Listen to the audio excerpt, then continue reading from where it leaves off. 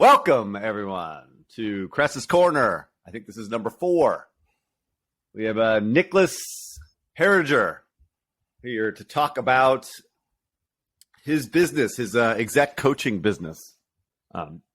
So finally, a 4th installment. I've been a little bit on hiatus, doing other things, focusing my attention on money-generating things versus doing these interviews. But we'll bring them back. I have a few others. So quickly, my goal of these things is basically to talk to companies and people that I know and learn something about what they do and how it impacts the industry. Hopefully it's not going to be too much PR fluff, although I've gotten some critical response that some of it was a little bit too PR-y. So I'm going to avoid that, trying to anyway, going forward. So anyway, I have Niklas, and Niklas, has a really interesting background, and he actually does really interesting stuff in my view. He is a executive coach for basically startups, both like CEOs and CTOs and, C-level execs, kind of like in the early growth stage. So between, starting at 5 to like 100 people. So we're going to just talk about the key obstacles and challenges of these CEOs and CTOs. We've been friends for quite a while. I think since COVID, if I remember correctly. He reached out and said, "Hey, is there anyone that wants to get together, brave the disease city, and go out for lunch or something like that?" I'm like, "Sure, get me the fuck out of my basement." So I hooked up with them. We went lunch in Noe Valley. We both have a passion for cars. We drive almost every month on the Kirby's up in Marin and cause some trouble there. Most likely, ultimately, one of us is going to get arrested one day for running over these stupid Marin bikers out there, but not so far so good. So anyway, I've known him for quite a while. Niklas, what do you got to say? How's everything with you? And tell me a little bit about yourself and your coaching practice. Well, hello everyone, and thanks for having me, Eric. What is there to say that you have not already covered? Maybe a little bit of background, used to be a lawyer, started a mobile game studio afterwards. Then I founded Gondola, platform for dynamic pricing and offer optimization in free-to-play games that we sold to Tilting Point in 2019. And since then, I've worked with founders on scaling their companies, usually somewhere from a team of 5 to a team of 100. And I've also become an active angel investor. So that's where I'm at right now. Well, we hang out a lot, or once, periodically. We actually went out to dinner with the wives the other night, which was quite cool and something I haven't done, I think, in like a decade since the kids were born, more than a decade. But, we rarely talk about your business because... Yeah, we usually talk about cars and other stuff. Yeah, that's true. Yeah, exactly. So I'm actually kind of interested to hear what you have to say. And one of the things I know is a bit of an antagonistic question to start off the gate, but, one of the questions I have is like, my business makes sense, right? So I provide information to my clients to give them an edge in the market. If I am right, they do well.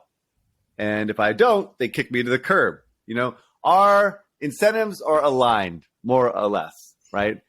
With coaching, and similar to like even lawyering to some degree, but coaching in particular, I can see how it's valuable for coaches. Don't get me wrong. I see the value in what you do for founders and execs, right? But the incentives don't seem to be aligned in my view. Like for you want to charge them as much money as possible for as many hours as possible, right? But they want to get the answers and the solution as fast as possible. So that just seems really problematic at best.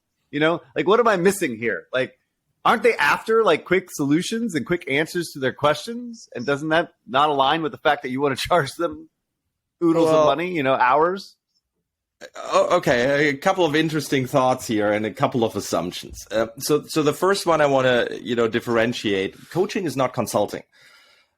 Coaching doesn't mean, somebody shows up and it's like, hey, I have problem X, I got to fix my user acquisition channel, tell me what to do. And then, somebody goes, and crunches a bunch of numbers and comes up with a fancy PowerPoint and then says, okay, here, this is the prescribed solution, now pay me.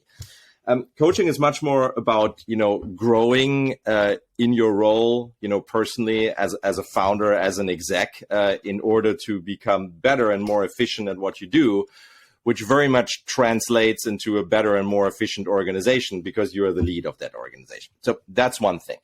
As far as the misaligned incentives, I see what you mean. You said like, hey, don't you have a motivation to drag them along for as long as possible? Is that a fair statement? Basically, yeah. Yeah, okay. The psychologist model, basically. Yeah, the psychologist I'll fix you, but I won't fix you. That sort of thing. Like I'll dangle that you're getting better carrot in front of you, but you're not quite there yet, so you still need me, right? That kind of an idea. Exactly. Yeah. So, interesting. My response to that, before we get into more details, I guess, what I do is that's kind of like saying that a doctor has an interest in his patient not getting better, right? So I think, first of all, that's a relatively cynical approach.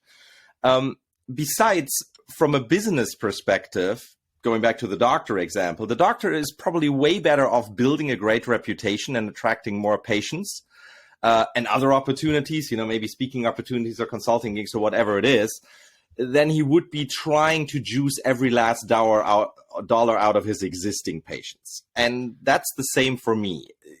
You have to consider that the majority of my business is built on reputation, recommendations, and word of mouth.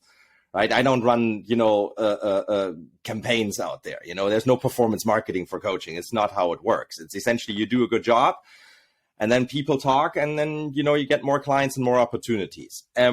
Also, I tell my clients in the very beginning, when I start working with them, that my goal is to make myself obsolete. And quite frankly, when I do, so, when I say, you're perfectly fine on your own, go ahead, that's a very satisfying feeling. So I don't know if that answers your question, but that's my response to your suspicion.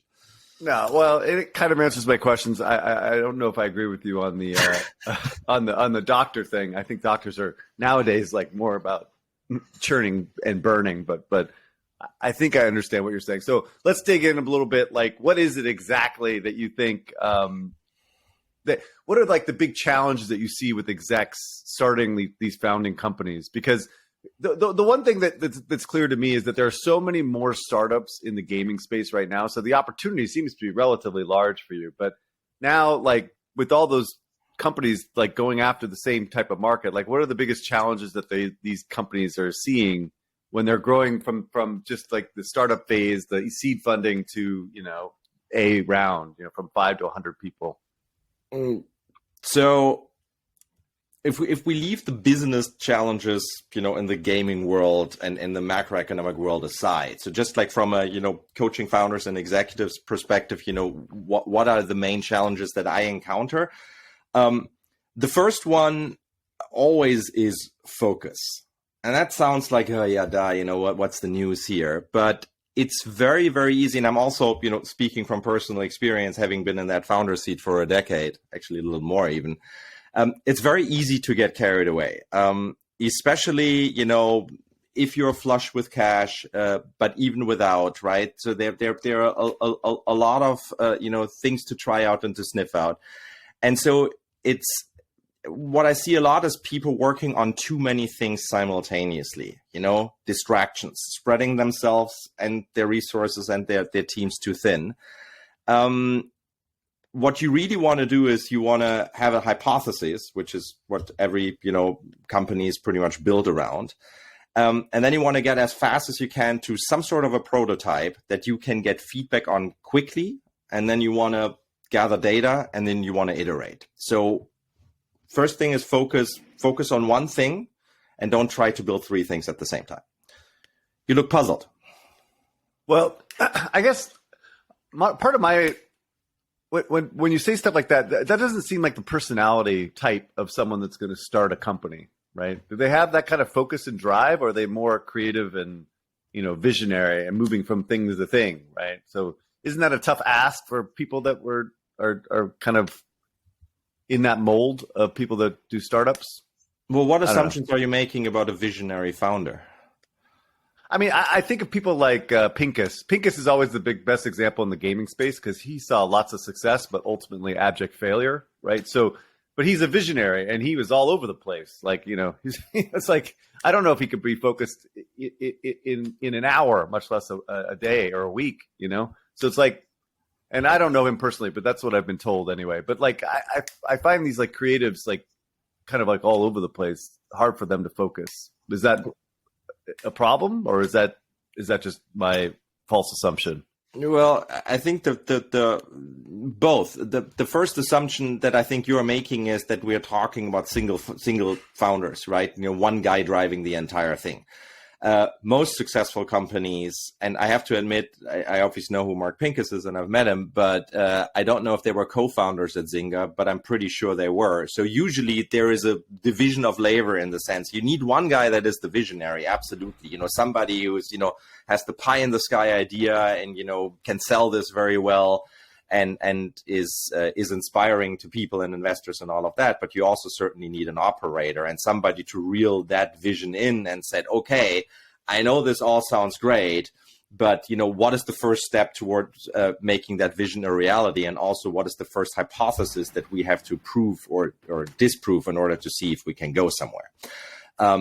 So I don't think it's that black and white with visionaries. But speaking of team, another thing that is really, really crucial, for execs and founders and what they do is the whole idea of weight distribution, right? It's obvious, but sometimes people forget, founders can't succeed alone. They need a team, they need a bunch of hands on deck. But there's a progression over time. Early on, when you're like two guys in the garage, you don't really have any choice but to own all aspects of your business, right? I mean, you're the visionary and you're the guy that goes to the post office and everything else in between.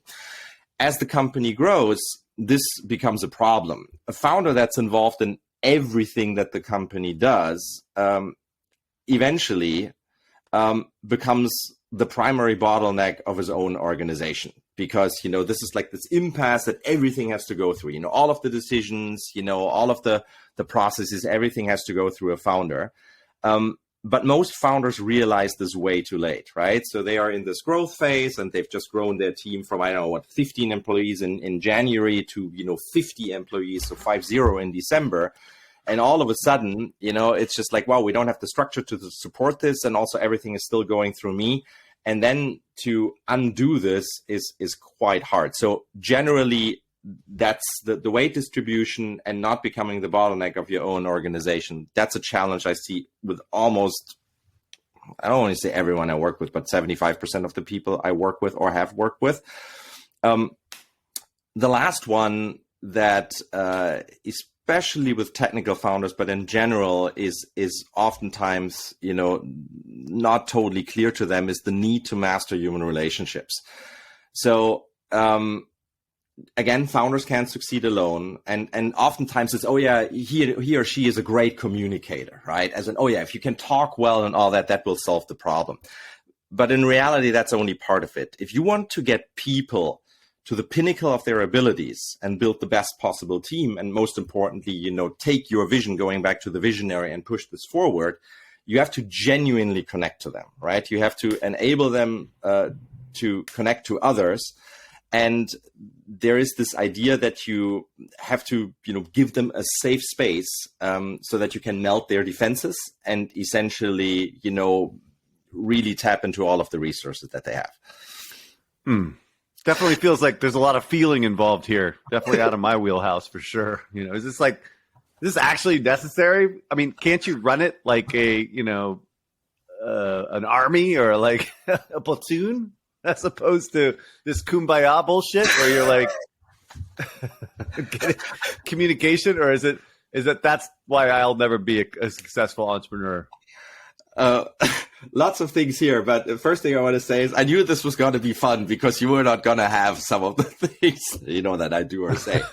But I clearly do not have a lot of these skill sets. That is no. True. Well, it was skill sets also, but I mean, you just brought up, it's like, why don't we just run this, purely based on hierarchy? Here's the general, here are a couple of lieutenants and the rest is, the platoon, and they're just go out and told as you're due, right? That's essentially what you do. And we let the numbers determine, if we're doing well or not.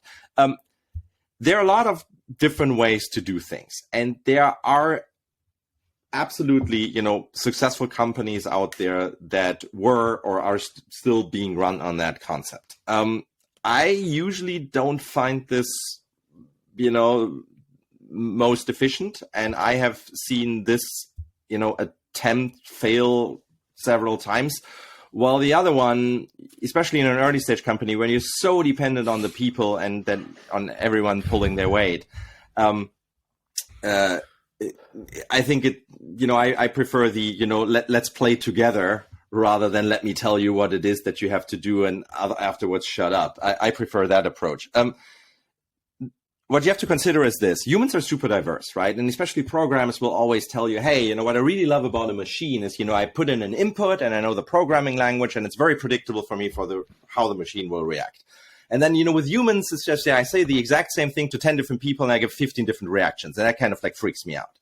But humans also all run on a very similar programming language. And part of that language is that we all have basic needs, right? We all want to feel safe.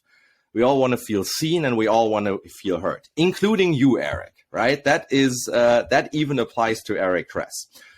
And so once these basic needs are met, you're no longer in conflict mode. You're no longer defensive. And as a result, your abilities get a huge boost. You become better at pretty much everything, taking in information, learning new things, taking risks, dealing with conflict, just to name a few. So people really open up. And that means that they are much more creative, which is particularly important for the gaming industry. They're more efficient, and they can pivot and adapt much quicker, take somebody else's thought or product and go run with it. So if you're thinking about growing from 5 people, to 100 people, those are very important aspects on that journey. I actually did a quick search just in this moment. What CEOs have led by fear? Right? What are the top CEOs that left by fear? You know what the first one was? Steve Jobs. It should have been, but it was. I thought it was going to be Steve Jobs, but it was Weinstein. But that's not what not what we're here to talk about. No. But the second one, you know who it was? Mark Pincus. It should have been Steve Jobs, right? So what I would counter your argument with is look, if you have all these wannabe CEOs or wannabe leaders of industry building their own companies, and they have these type of people that are their mentors or that they look up to, particularly Jobs, it's don't people take the mentality of just running a tight ship, running a platoon, as opposed to, I think Larry Ellison was notorious, right, for being a screamer. Pincus was a screamer, right, and micromanager. But anyway, all right, we'll go. Well, I have to just quickly respond to the Steve Jobs thing. So I think Steve Jobs very much checks your box of, being the great visionary and having a little bit of I know better my way or the highway approach. And he obviously was really, really successful at that because he could just see around corners that other people couldn't see around, right? So we can absolutely agree on that. And that's what people admire him for, and try to emulate him. And speaking of the mentor, and and this is who you look up to. Pretty much everyone you talk to says, but he was a tricky person to deal with. And anybody who read the biography or all that say that. So I think there's a differentiation here going on. People absolutely loved his vision and his sense for product. You don't hear so many people say, oh, he was such a fantastic manager of a publicly traded company. At least I haven't come across them. Got it. All right. So in your view then, after I've come, talk about the bad guys, what are the key characteristics of, founders that are successful?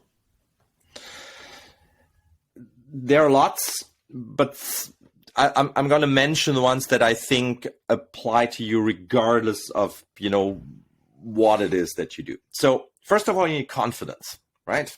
For others to passionately follow your path, you must be confident in your vision. You must be willing to, indulge in your own thinking And quite frankly, if you don't believe yourself what it is that you're doing, then no one else will. Now you guys say, yeah, that's really obvious, but you come across founders sometimes that, lack that.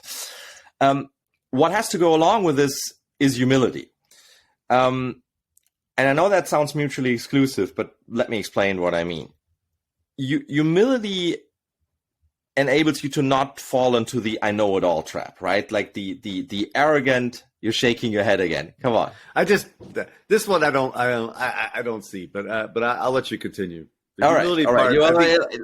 Give me the pushback in a minute. But so humility allows you to grow and see additional perspectives. It allows you to challenge your own assumptions, other people's assumptions, to open up to honest feedback and understand what the data tells you. So maybe to bring this to something that might resonate more with you, unless you have humility, you're not going to be open to feedback, whether it's feedback by numbers or feedback by people telling you about your product, about your leadership style, doesn't matter.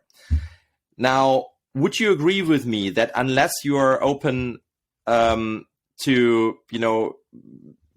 taking in, numeric feedback or for anybody who's listening, Eric just had a cat run over his desk, so that was slightly distracting. No, but for anybody to, improve and get better at what they do, and nobody figures out, the perfect product or the perfect leadership style right away, you have to be open to feedback. And unless you have a certain level of humility, you're not going to be able to take that in. Does that make sense? What I think is that you may have humility from the perspective, I don't know. A lot of these people that I've come across that have been successful don't have a lot of humility in the moment, but maybe have humility, when they have time to think about things. So they're given lots of inputs, and then they kind of cycle that, and then they come back with revised kind of picture. But so at first they're defensive, right? At first there is a lot of pushback and arguing back. And then 3 days later, they might come back and say, yeah, I took this in and I said, yeah. Would you say that reminds you of yourself occasionally a little? All the time. Right. All the time. Yeah. 100%. I mean, okay. My personality on the podcast is quite a bit different than my personality with client contacts and clients. So I do take in a lot and listen more than I do on the podcast for sure. So, but yeah, everyone I talk to affects my decision, my thought process on things. It's just, without going off on a tangent, I've had many, encounters with you, whether where we had a difference of opinion, a different point of view, whatever, including business, where you first pushed back a lot and then later on thought I thought about this. And also on the podcast, more than once, I have heard you start, the subsequent week by saying hey, I got to come clean here. I said X and Y and Z last week, and I got pushback on that, or somebody called me or whatever. And, I was wrong about that. So, I think you are, I don't think execs like to show weakness. That's your suggestion. Yeah, but humility is not weakness. And making yourself vulnerable. But it is perceived as weakness to some degree. But all right, let's move on.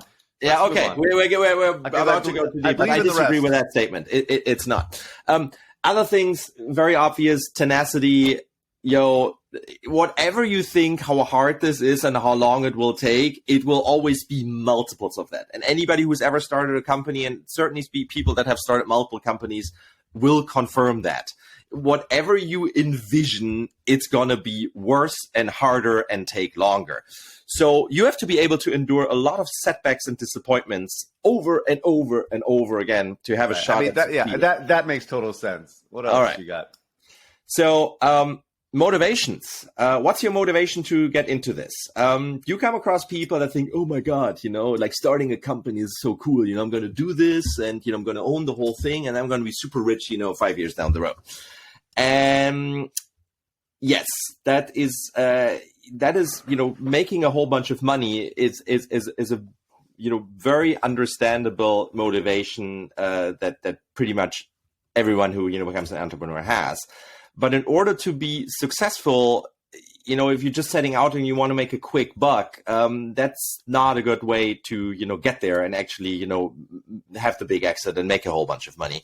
You need to be driven by the right goals. And the right goal, especially early on, is usually that you want to create something in order to solve a problem. That's what drives you. Because the status quo drives you nuts, because you think, what people are doing right now is so stupid and inefficient and something, and there could be a way better product or service, game, whatever it is, to solve that. And you just have to take on this challenge, because it's just like, it just drives you mad. And it's almost like one of those things that you're so interested in and so passionate about that you would happily work on it for free for a while. Just because it's interesting. I got it. So you're basically trying to solve a problem. I get it. What's next? As opposed to just trying to become rich. One more that I would mention here before we move on is conflict resolution. People always say, "Oh, I've known the guy for 5 years. It's also great." It's like, there will always be conflict. There will be conflict between the founders. There will be conflict with board members, with investors, with the team, with your customers, with everyone around you. There will be conflict. So that is not avoidable. And so the big question is, how do you deal with conflict, right? Do you shy away? Do you love a good fight? Is it something in between? Are you trying to win, every argument for the sake of winning? Those are all the right questions. And one of the crucial characteristics of successful founders is that they are good at dealing with conflict on all different levels. And would you consider this conflict like political conflict, that sort of thing? Like that's dealing part of relationships? Yes. Yeah. I mean, This is where I fail miserably, because I just don't like dealing with. So I don't know. I don't want to make this all about me, but this is what it's like, dealing with all these different personalities and being all kumbaya and trying to get everyone on the same page and aligned. It doesn't even make sense to me. And I would push back a little bit on this one too. I think a lot of times people run things as totalitarian leaders, right? And they just mow through people. You don't like it, fucking there's the door. And so I don't know that type okay. of. Even if that was true, okay, so maybe this is, you can rule with an iron fist, internally, but didn't you just say 2 minutes ago, hey, my personality towards my clients is a little different than towards my, than it is on the podcast, right? So you cannot really rule with an iron fist, Right, and also, if you're an executive, you can't do that with your board, right? If you have investors that are VCs, you're not going to be just, blasting them. I get it. All right. Well, I guess last thing about that, if we back into this, what's the most efficient and successful and makes the most money and all of that, the iron fist approach.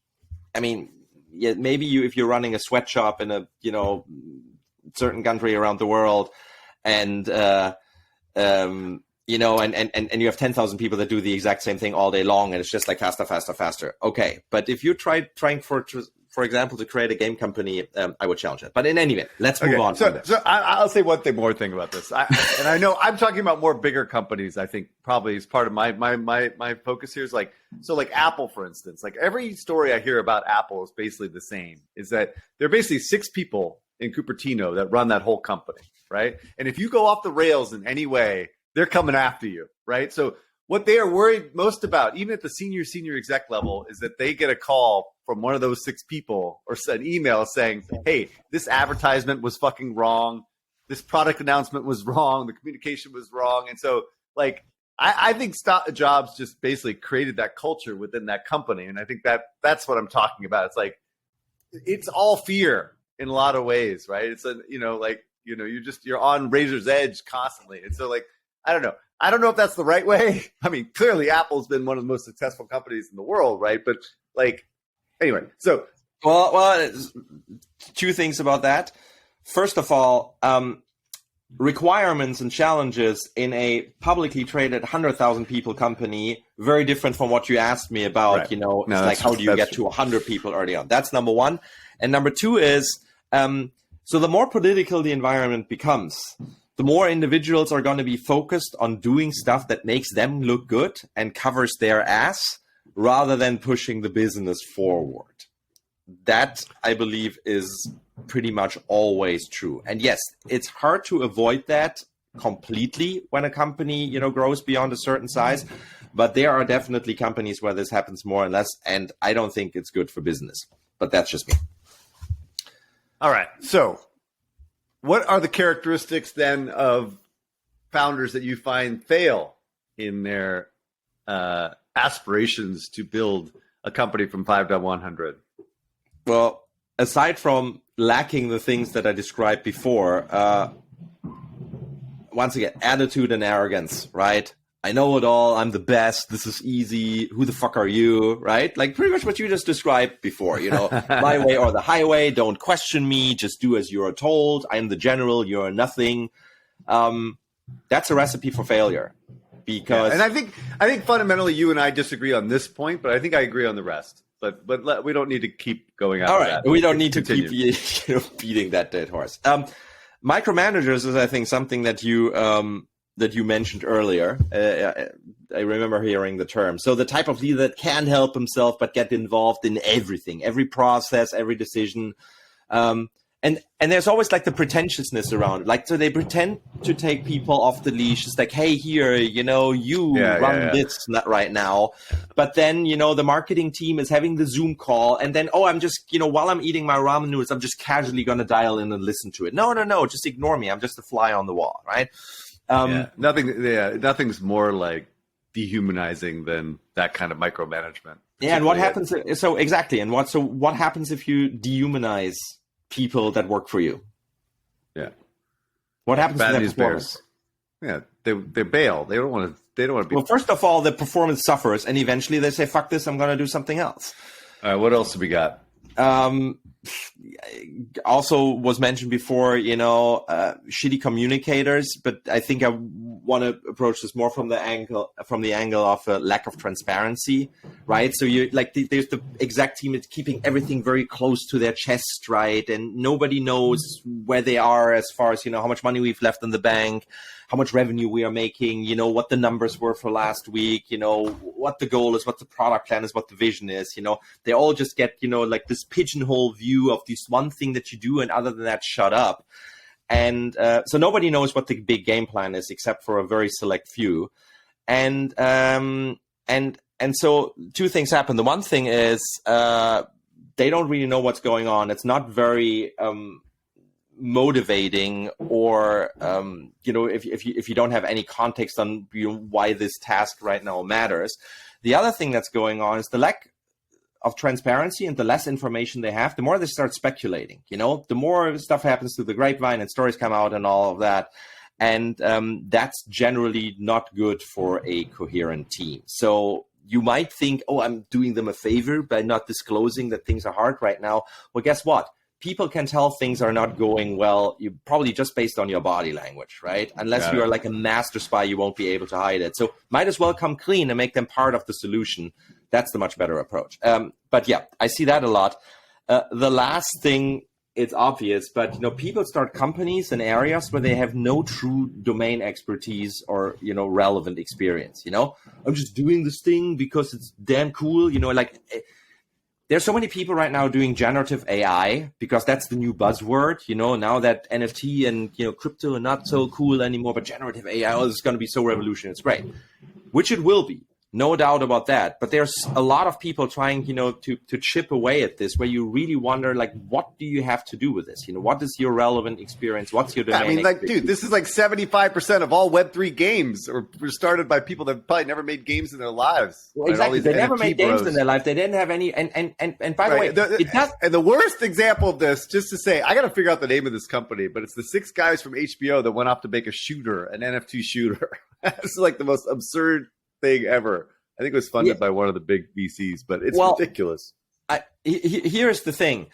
If it was, for example, a heavily story-based shooter and they brought the license and the IP with them and all of that, and they are just thinking, well, there's this thing and all that, and, one or two maybe were hardcore games or something.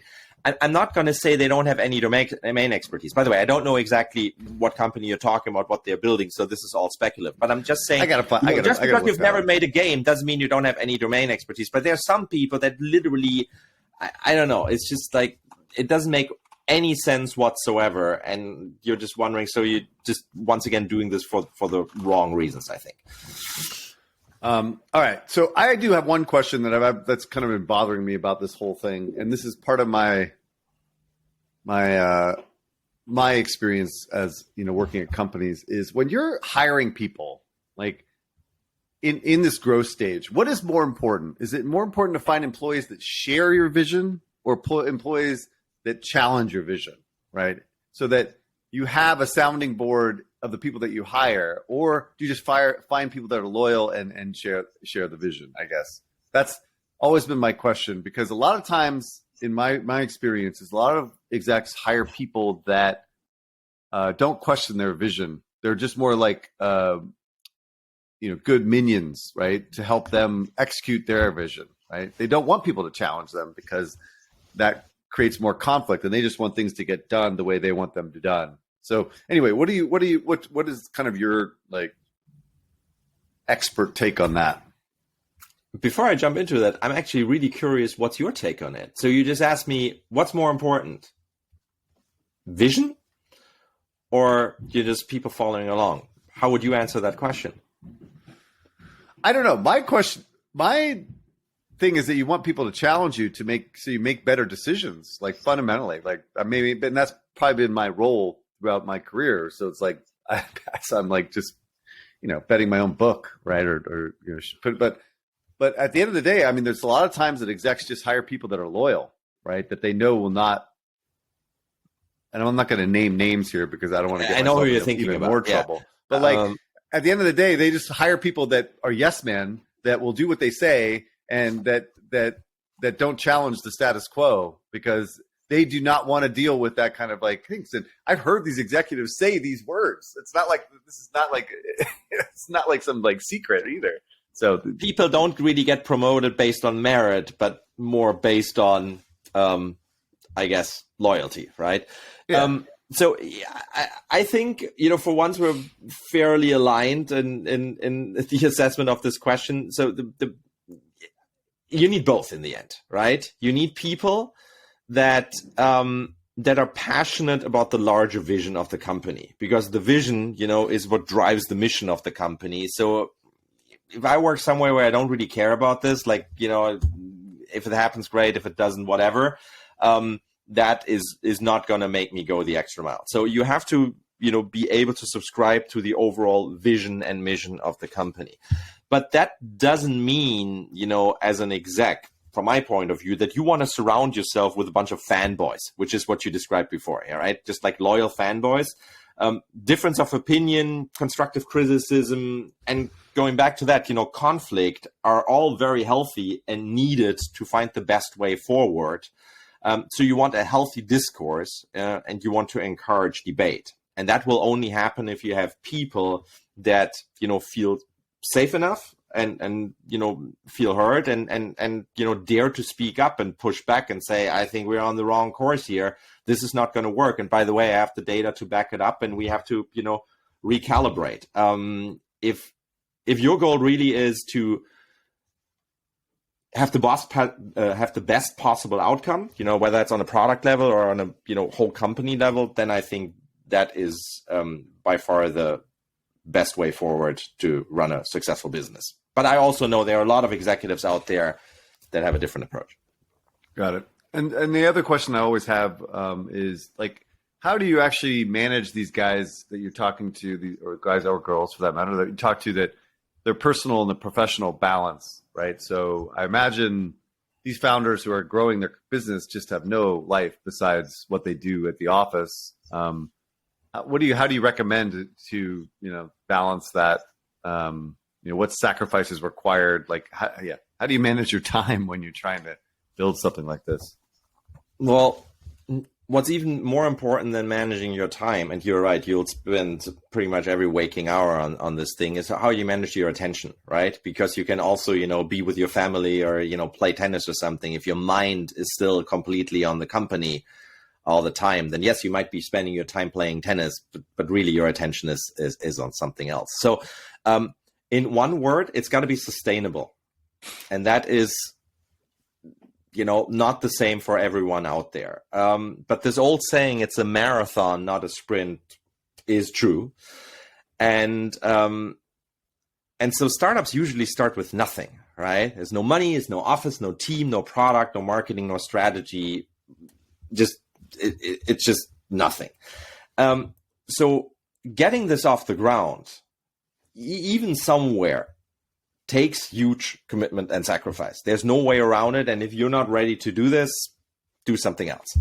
So you have to live and breathe this thing, and you're working on it way more than on a normal job. And when you're not working, as I said before, you're probably still thinking about it while you're laying in bed or while you're having dinner or something. The tricky part, and like where you're crossing the line into this is not sustainable anymore, is when your identity, as Eric, for example, and your self-worth becomes so intertwined with what you do, that's all that defines you. And then you constantly push yourself beyond the limit. You start neglecting self-care, whether that's eating well, working out, sleep, big thing. You just like, screw that, I'll sleep 3 hours a night. And I'll raise my hand here. I've lived like that for years, and then it starts affecting your relationship, to your partner, starts to like the relationship to other people. And so all of this support structure that you have as a human, that is not only the founder of company X, starts to crumble underneath you. That then very much starts affecting your performance. And that's then not sustainable anymore. Look, don't you think, though, in order to be successful, that you kind of have to be a megalomaniac narcissist that basically sacrifices his entire life to get this thing done? Like, I think you have to make a lot of sacrifices and commitments. And I think there have to be moments where you're, where the megalomania is what, drives you and your vision forward in times of, huge setback. Absolutely. And you can also, live on a crazy sleep schedule, especially when you're younger, for an extended period of time, but you can't do this for years. Eventually, you will fuck yourself up. That's just the truth of the matter. So you were asking about balance. Yes, you gotta go all in and push really, really hard and not give up, right? And not pivot and change your mind when there's the first little bit of headwind and all of that. That's all true. That's all important. But if you think about it, what's a founder that you can invest in?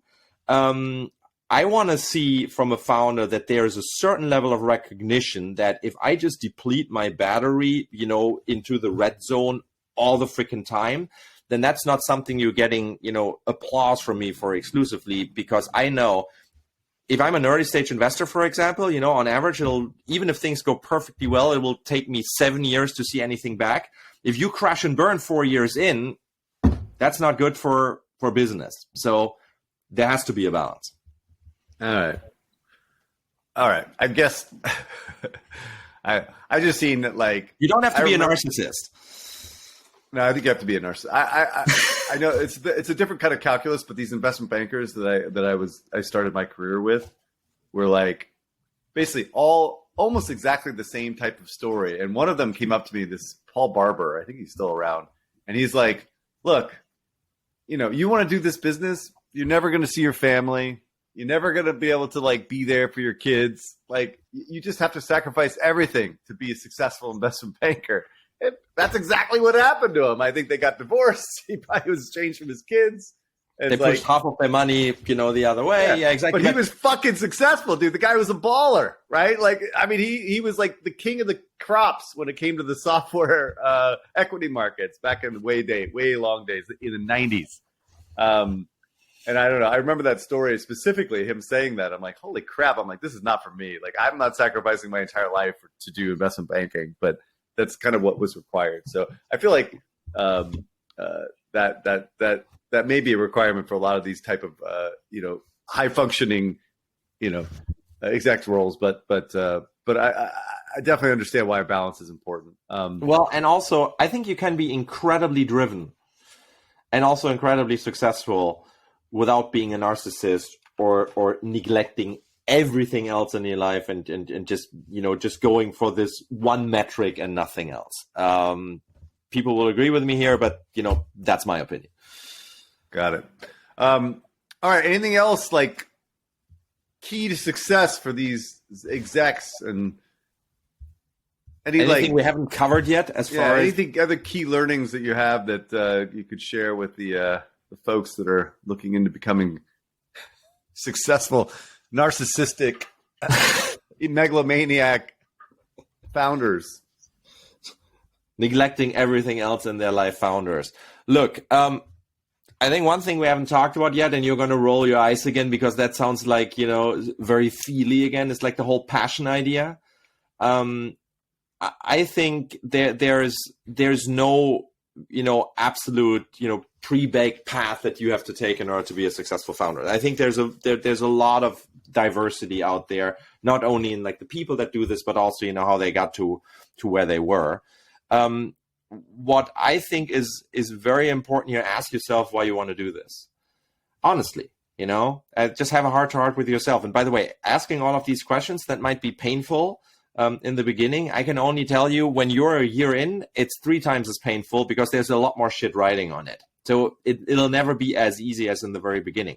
So ask yourself, why do you want to do it? And maybe write it down and sit on it for, a few weeks and look at it again. Because eventually making money is great, and that is also something that drove me as a founder tremendously because there's this, oh, wow, wouldn't that be awesome?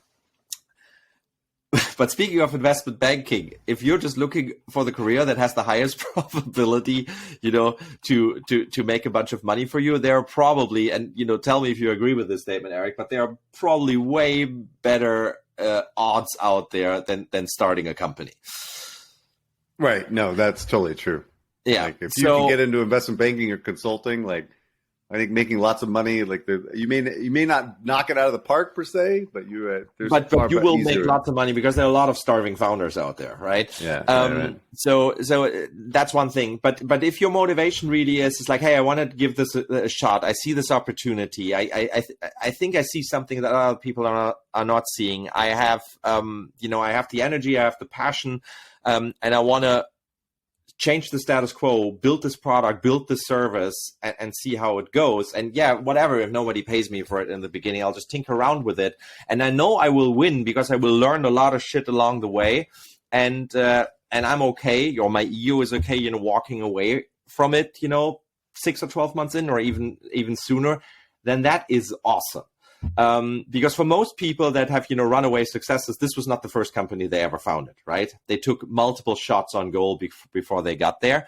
The flip side is that speaking of, your ego and your personality getting intertwined with what it is that you do and that then solely defines you, that is all. The tricky part is that at some point you can't see the forest for all the trees anymore. You have a hard time putting in the feedback. You're in this conundrum where it's like, oh, is this a persevere or pivot or get out of it? And you have diminishing returns on the learnings and on the relationship you build and all of that. So if something is not really working out within a year and a half, and once again, I've been guilty of making that mistake and sticking to something too long, you should really ask yourself, if I want to get out. And last thing, the best way to do this is to write down where you want to be at a certain point in time. Let's say a year in, what needs to be true for you to continue.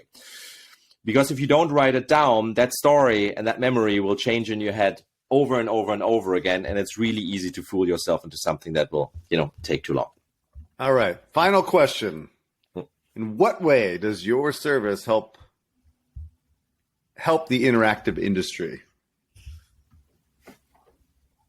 Being a founder CEO is hard, and it can also be very, very lonely at the top. So from an investor's point of view, if I'm investing in a company, I'm betting on the founding team.